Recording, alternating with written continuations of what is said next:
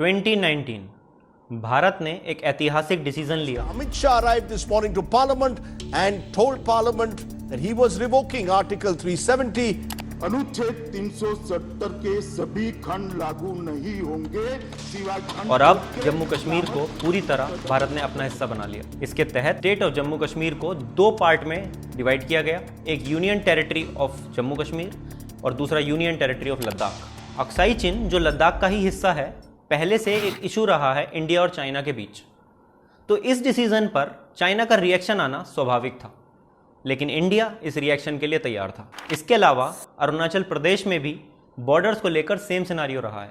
और इस इशू के अलावा भी LAC में चाइनीज सोल्जर्स का एग्रेशन, ब्रह्मपुत्र में चाइना का डैम बना लेना, बेल्ट रोड इनिशिएटिव के तहत गिलगिट से होते हुए पाकिस्तान के पोर्ट तक रोड बना लेना, वीजा को लेकर दोनों देशों में मनमुटाव, तिब्बत में चाइना की पॉलिटिक्स और इंडियन ओशन में चाइना के बढ़ते नेटवर्क और मिलिट्री बेस, कई ऐसे इश्यूज हैं जो इंडिया और चाइना के बीच चलते ही आ रहे हैं। मगर शुरुआत में ऐसा नहीं था। इस कहानी में कब, कैसे और कहां मोड़ आए, वही जानने की कोशिश करेंगे आज इस वीडियो में।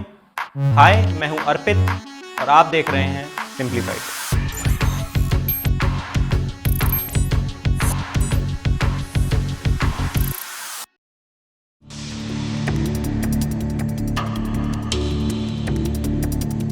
चाइना में रिवॉल्यूशन के बाद माओ जेडोंग ने रिपब्लिक पार्टी ऑफ चाइना को बनाया।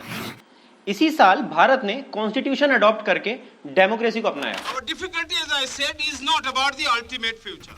How to make the heterogeneous mess जहां एक तरफ that डेमोक्रेसी we में have today. लोगों को फंडामेंटल राइट्स और फ्रीडम ऑफ स्पीच मिलते हैं, वहीं माओ के कम्युनिस्ट राज में ठीक इसका उल्टा था। अगर इस वक्त भी हम देखें तो इंडिया और चाइना की इकोनॉमी लगभग बराबर थी।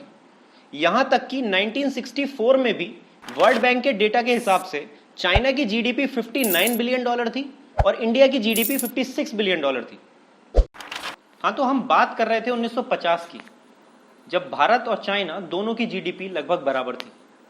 लेकिन इसी दौरान चाइना और तिब्बत में टेंशन्स बढ़ गई। चाइना तिब्बत को अपनी टेरिटरी बनाना चाहता था, वहीं दूसरी तरफ चाइनीज नेशनल्स लद्दाख में इलीगली माइग्रेट कर रहे थे। इस माइग्रेशन के प्रॉब्लम को लेकर इंडिया और चाइना ने पंचशील एग्रीमेंट साइन किया और दोनों देशों ने यह भरोसा जताया कि वो दोनों के इंटरनल मैटर्स में कोई दखलंदाजी नहीं करेंगे। लेकिन इसके बावजूद चाइनीज नेशनल्स का इलीगल इमिग्रेशन रुक नहीं रहा था। इंडिया ने इसके लिए चाइना को कई बार कंप्लेन भी किया, लेकिन कोई रिजल्ट नहीं निकला। चाइना ये जानती थी कि तिब्बत पे कब्जा करने के लिए उसको एक इंसान से पार पाना होगा, दलाई लामा, जो तिब्बत के स्पिरिचुअल गुरु भी हैं। लेकिन इससे पहले कि चाइना कोई दांव खेलती, दलाई लामा तिब्बत छोड़कर भारत आ गए। इस बात के लिए चाइना ने भारत को जिम्मेदार ठहराया और दलाई लामा को पनाह देने के लिए भारत का बहुत विरोध भी किया। इधर भारत भी बॉर्डर इश्यूज को लेकर चाइना से काफी परेशान था। इन सब मुद्दों का इकट्ठा हो जाना एक ही तरफ इशारा कर रहा था, जो कि आगे जाके हुआ भी। 1962 का ऐतिहासिक इंडिया चाइना वॉर।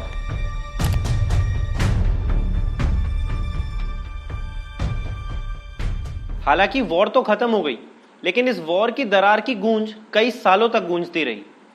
चाइना को अब इंडिया के हर बॉर्डर स्टेट से परेशानी होने लगी, चाहे वो सिक्किम को स्टेट का दर्जा देना हो या अरुणाचल प्रदेश को। इंडिया ने इस इशू को रिजॉल्व करने की भी कई बार कोशिश की।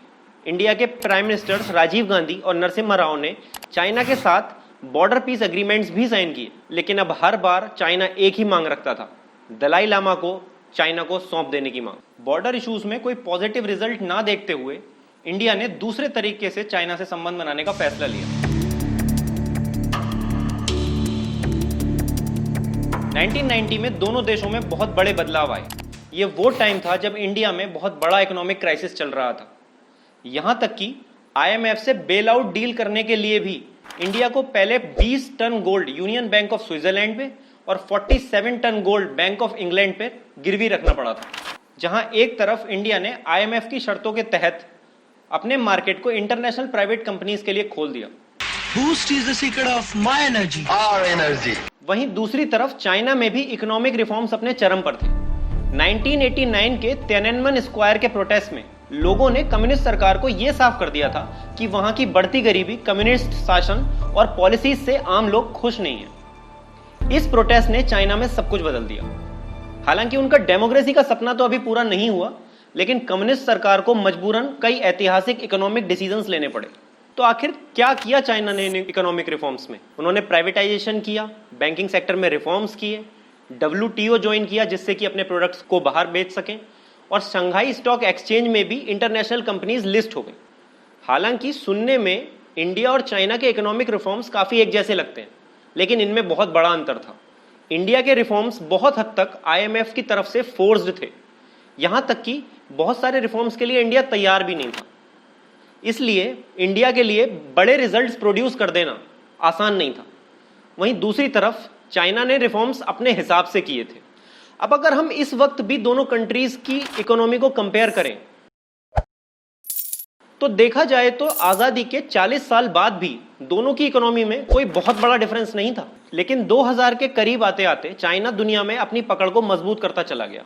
ना सिर्फ इकोनॉमी में वो अपना कंट्रोल बढ़ा रहा था, बल्कि मिलिट्री और एनर्जी में भी एक सुपर पावर बनता जा रहा था। इस दौरान चाइना ने कई इंटरनेशनल ट्रेड एग्रीमेंट्स और बैंक्स भी बनाए। इसके तहत चाइना ने एशिया और अफ्रीका में अपने कई प्रोजेक्ट शुरू किए और बहुत से देशों को लोन देकर उन पर अपना कंट्रोल बढ़ा लिया।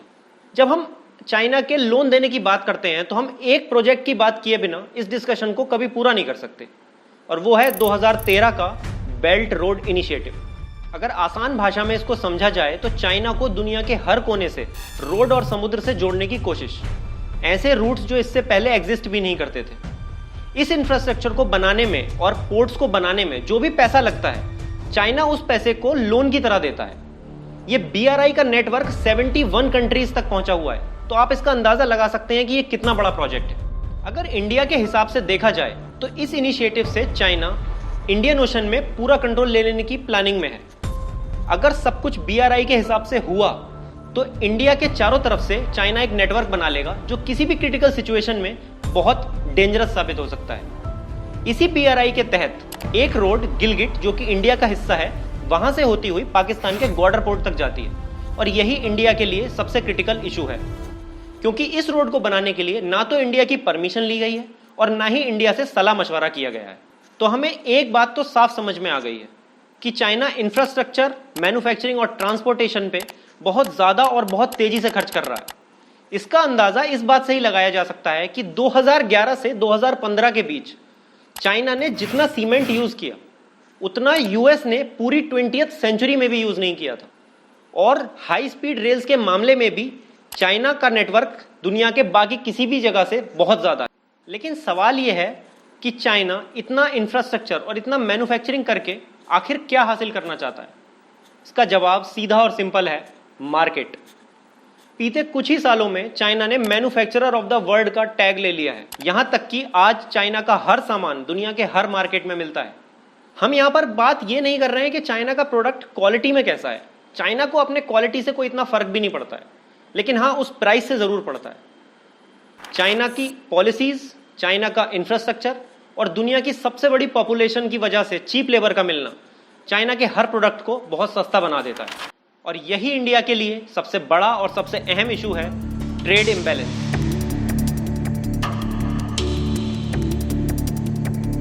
अब ये ट्रेड इम्बैलेंस की वजह से इंडिया और चाइना के बीच क्या क्या प्रॉब्लम्स हैं और इन प्रॉब्लम्स को फ्यूचर में कैसे सॉल्व किया जा सकता है, ये एक बड़ा टॉपिक है। इसलिए इसको हम अपने नेक्स्ट वीडियो में देखेंगे। लेकिन तब तक हम देखते हैं कि हमने इस वीडियो में क्या क्या देखा। 1949 इंडिया और चाइना दोनों देशों ने शुरुआत की। इंडिया ने डेमोक्रेसी और चाइना ने माओ का कम्युनिस्ट रजीम अपनाया। 1950s दोनों में बॉर्डर टेंशंस बढ़ गए। 1960 चाइना और तिब्बत में इश्यूज आए और दलाई लामा इंडिया आ गए।